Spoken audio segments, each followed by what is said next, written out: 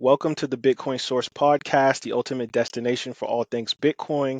Today we have a versatile guest with us, Judy Imasuen, a lawyer with a rich background in both legal and technical domains, particularly in the legal aspects of Bitcoin technology.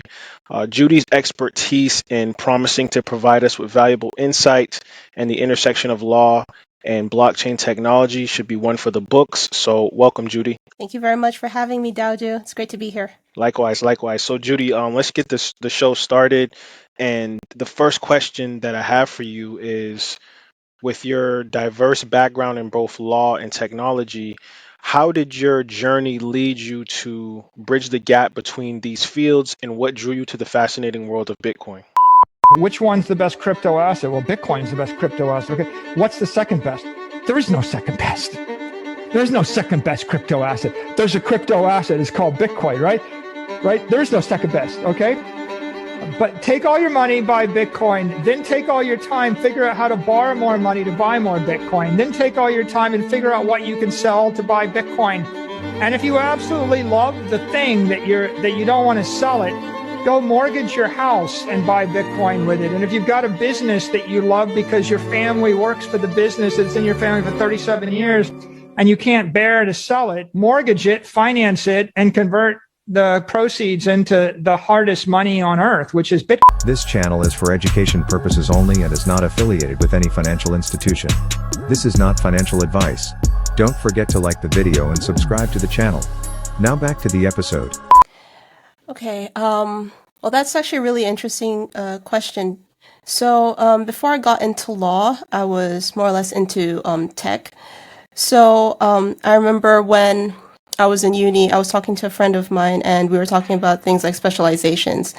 And I was just thinking out loud, and I told him that, oh, I'm thinking of going into technology law. Like, I was just looking like this into the horizon, and he looked at me like I was a crazy person. So, because back then it wasn't something that was very popular among my peers. It was more or less, oh, I want to go into oil and gas, or I want to be active in, do I say the more traditional areas of law? And like I said, oil and gas was a really popular option for a lot of people. And so when I mentioned technology, he just was like, is that even a thing? And so after finishing law school and all, what I was looking at was, what's the easiest way of breaking down, legal concepts and things like that for people in the tech space? So that was one of the ways that I tried to bridge that gap.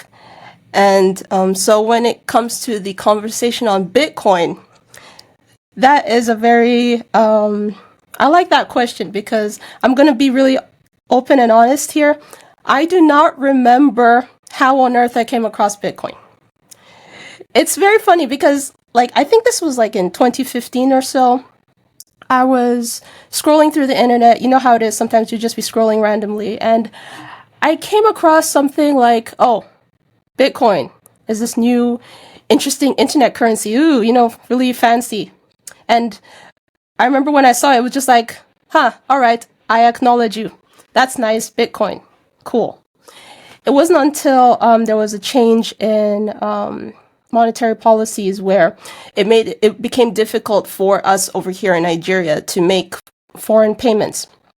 And so initially what we were doing in my dad's business was that if, for example, you need to make a purchase online, you just use your debit card, regular transactions. But then with the monetary policy, it made it difficult for us to actually use our debit cards to make all those payments. And so I remember back then, as soon as that policy came in, everyone was like, oh, what do I do now? How do I solve this problem? And the same thing happened to us. We were just thinking, oh, how do we solve this problem? What do we do about this? And as you would know, if you're going to go with the traditional payment channels, the fees, oh my gosh, they're so high. And you'll be making a transaction of, let's say, for example, $100, and the fees are, really disproportionate to the amount that you actually want to spend. And so we had this problem in our hands, and we were all thinking, okay, how are we going to solve this? And I remember while I was thinking one evening, I remembered Bitcoin. I was like, hey, there actually was something called Bitcoin. And they said it was internet currency. Ooh, let me check that out. Maybe that would be the solution to the problem. And so the following morning, I, opened my computer and I started searching for Bitcoin. What is it all about? How does it work? Could it solve the problem? Where do I get my hands on, how do I get my hands on some Bitcoin here? And this was 2015 we're talking about. It wasn't as if the Bitcoin solutions were as many as we have them now. This is 2015. And so it was like, okay, how do I find someone who would sell me Bitcoin? How do I go about this? And as I was doing my research, I saw that, this thing is getting even more interesting than I thought it would be. I thought maybe it would just be like a one-time, solution, a one-time fix, but it ended up turning into something much, much bigger. And so I remember my first interaction with Bitcoin was a peer-to-peer transaction.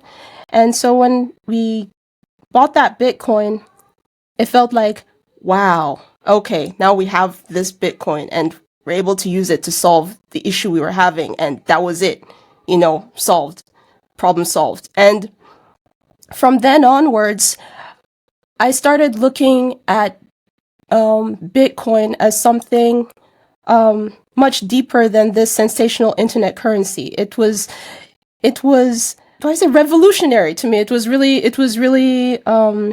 different, but at the same time, it was solving the problems that are like everyday regular problems. It wasn't as if it was something that was so out of reach. It was relatable. So when I look at Bitcoin and everything, and I think about how I think about my journey with Bitcoin, I just see it more or less as, I see it as a solution. I don't see it as a speculatory tool. I don't see it as, do I say the sensational thing? I see it as a solution that allows you to be you, allows you to do what, you need to do. And yeah, that's pretty much how I came across Bitcoin. That's my Bitcoin story. And so I remember, I don't know if, well, you know my sister, right? And she likes to share this story. I'm pretty sure you've heard it. She had a client one time, and this client was like, "Oh, can I pay you in Bitcoin?" And by that time, I had already done my research on Bitcoin. I read about Bitcoin, obviously transacted in Bitcoin, so I knew my stuff, right? And so she came to me and was like, "This client this client wants to pay me in Bitcoin. Like, what's Bitcoin? What do I do with this? What should I do?" And I just said, accept it. Say yes. Say yes, you accept Bitcoin. Like, just say yes. And I'll handle the rest. Just say yes. And so she went back to the client and was like, yes, I accept Bitcoin. And I sorted out the rest, got her a Bitcoin wallet, and the rest was history.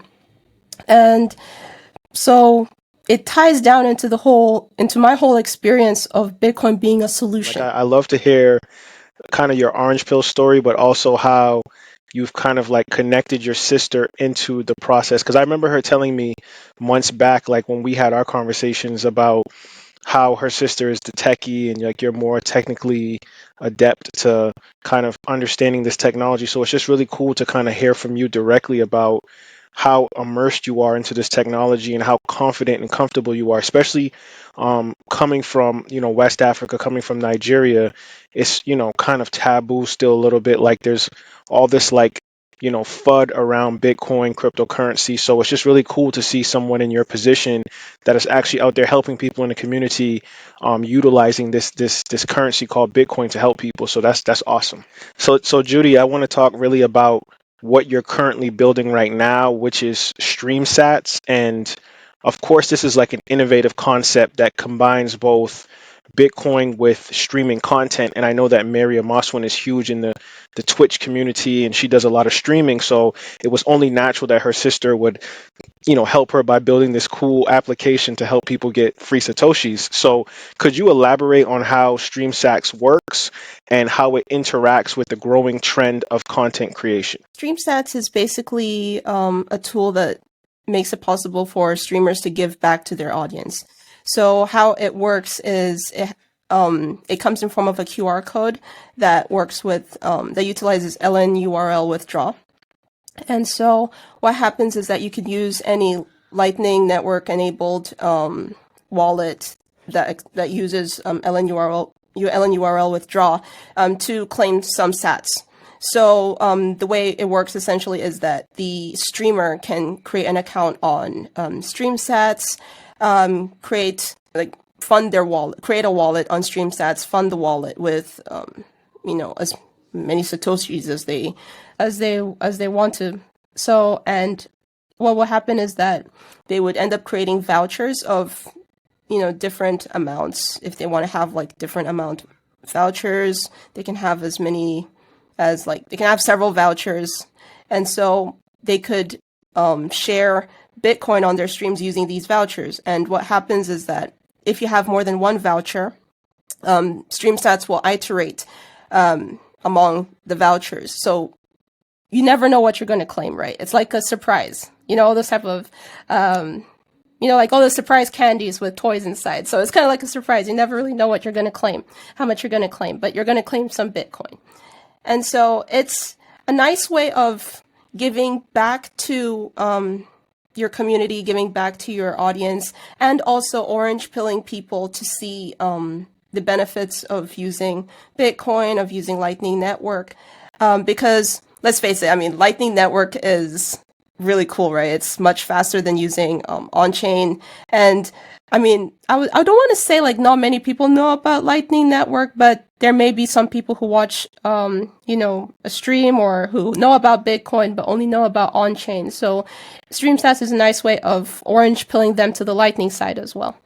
And so recently, launched a new feature on StreamSats that also allows streamers to receive tips from their audience. So now it's not only giving away sats, but you can also receive sats from your audience. And if, for example, you happen to want to share share the Bitcoin that comes to you with someone else, let's say, for example, your moderator, you can actually split the tips to your moderator as well via a Lightning address. So everything is just done automatically. So in terms of how it really ties into the whole content system, like I said, it's a nice way of introducing Lightning to your audience and also giving back, because I know that most times the focus is on receiving. But when you're able to give back, it's a nice way of showing your audience that, I appreciate you. Thank you for being around. We're in a different time right now with Bitcoin where I really believe that content creation, whether it's blogging, whether it's doing Twitch, doing live streams, having conversations, playing online games. It's just one of those things where I think that people now can find ways to have like a circular economy outside of the traditional ways of making content or making money. And I think that StreamSats is doing something that's very instrumental in that front, especially being in countries outside of the US or Europe where Bitcoin is a little bit more ubiquitous or accepted. I think that StreamSats would be huge for the West African market because there's so many creators, there's so many talented people coming out of Nigeria in particular that could utilize this if they're streaming Twitch content, if they're having educational platforms. They can all be kind of not only receiving Bitcoin, but giving it out as well, which I think helps the circular infrastructure of how this whole entire ecosystem is supposed to work.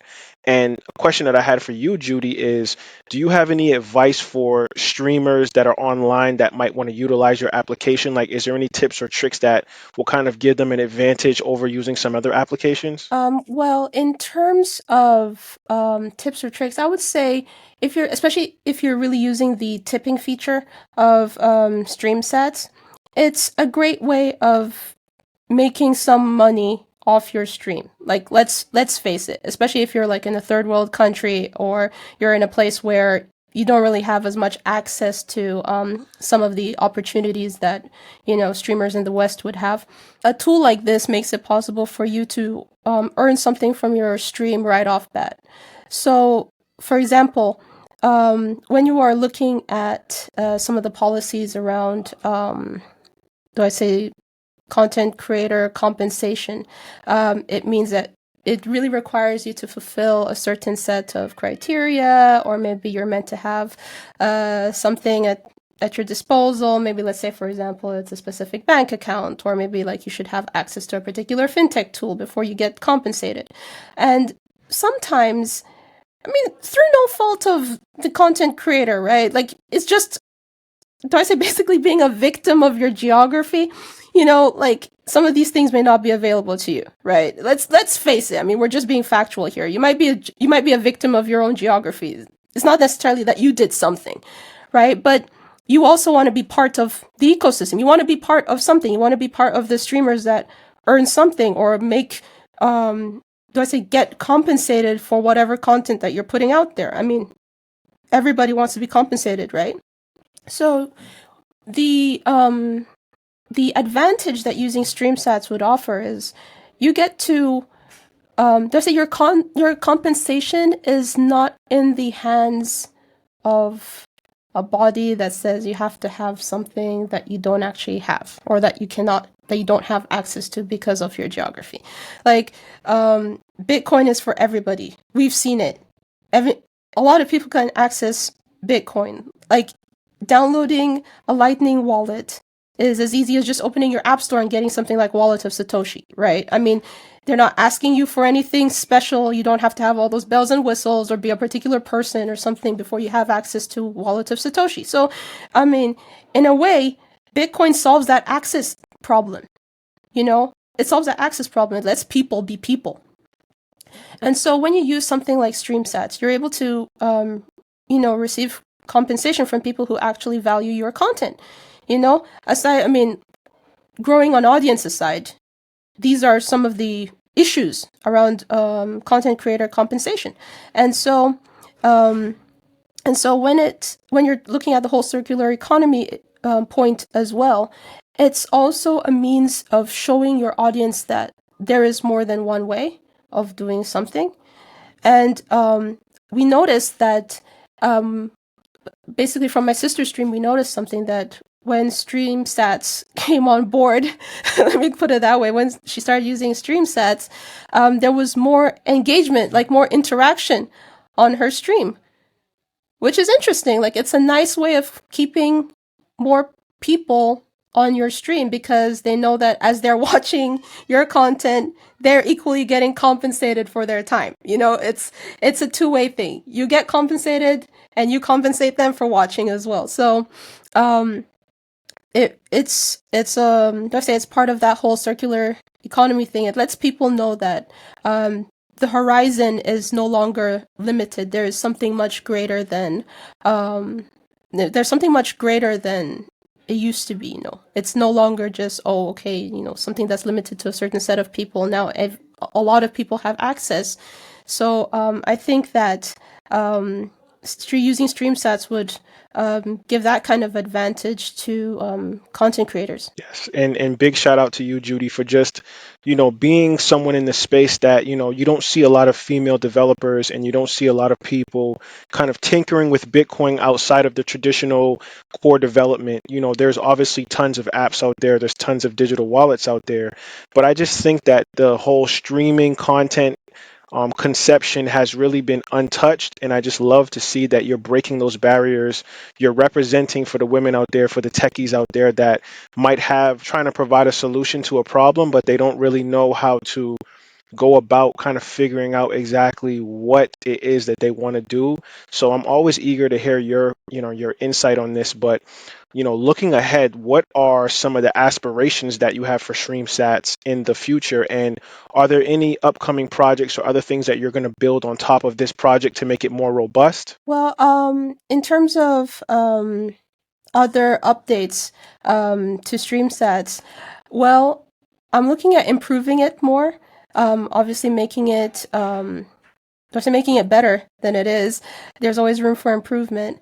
As for additional features, I'm always open to hearing opinions from people as to, or more or less like receiving feature requests to see how else one can make StreamSats more, usable for the audience. For example, the tipping feature was actually a request from the audience. Really, I remember I received a tip. I received a tip into my Get Albi wallet, and someone dropped a note asking for that particular feature to be included in StreamSats, and I was like, okay, your wish is my command. Okay, let me let me add that. It's a nice idea, because at least the more, do I say, when you have more options, it's kind of like giving people more things to look at, So in terms of additional features, I'm always open to hearing what the audience would like to add. So definitely when it comes to additional features, it's also dependent on what else the audience has, what other ideas the audience has for me to try. I feel like the ecosystem is quite large. So there's so many opportunities, so many different angles StreamSats can take. So I'm just being really open right now. But in terms of other projects, StreamSats is actually a part of the general MySatoshiKit projects. So what really inspired MySatoshiKit, aside from just having StreamSats, is building smaller tools that are relating to Bitcoin and Lightning. So it's more or less like a means by which I could build smaller tools, different tools that could be of some use to people in the Bitcoin space, or people who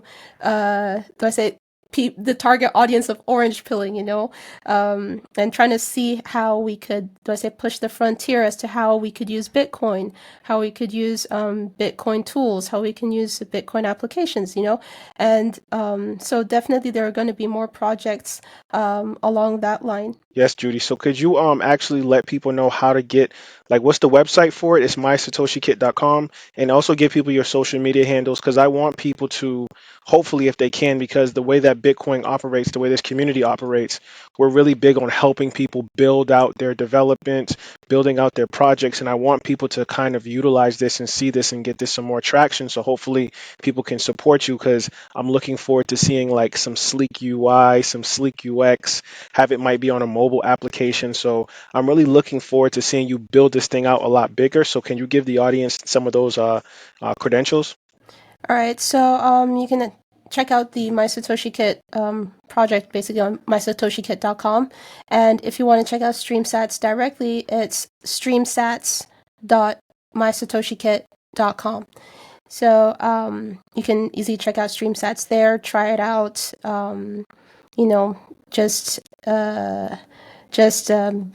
give it a spin. And if you want to get in touch with me, I'm accessible on Twitter. My handle is @JNPunch. Wait, I called it Twitter. It's meant to be called X now, right? It's X now. So yeah, formerly Twitter. So like I'm accessible there at JNPunch. That's my handle. So if you want to reach out to me, just feel free to send a DM or just send me a tweet, and I'll definitely see it. Yes. Once again, thank you, Judy, for taking this time out. I really appreciate it. I hope to see you on more interviews talking about your project StreamSats. But thank you for being on the Bitcoin Source, a Bitcoin Conversation. Have a good one. Thank you very much for having me, Dowdu. It's great to be here.